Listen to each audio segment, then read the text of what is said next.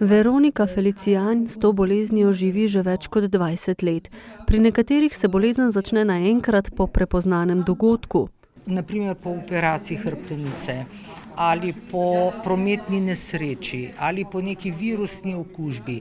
Prav prepoznajo in pravijo kar naenkrat vsa pestrost znakov. Moja izkušnja ni bila taka.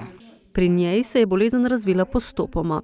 Je pa v porastu, ker jo pogosto sproži kronični stres. Kjer se pojavljajo kronične difuzne bolečine po telesu, motnje spanja, utrujenost, potem bolečine v sklepih, občutek otekanja, mravljinčenje, težave s strani prebavil, težave s strani sečil. Z njo se naučiš živeti, saj popolnoma ozdravljiva, razen izjemoma ni.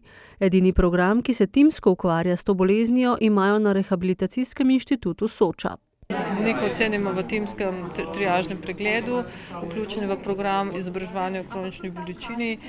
Morda so potrebne kakšne krajše individualne intervence. Se pa pacienti pogosto srečujejo z nerazumevanjem na invalidskih komisijah in komisijah Zavoda za zdravstveno zavarovanje. Ker to bolezen ne štejejo kot neko resno obolenje, jo povezujejo z nekimi psihiatričnimi motnjami, depresijo in dejansko tudi z namišljenimi bolniki.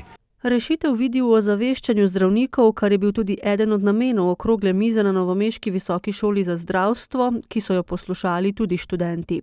Medicinske sestre so gotovo tiste, ki imajo zelo pomembno vlogo pri obravnavi bolezni, zlasti kroničnih bolezni. Veliko imajo stika s temi pacienti.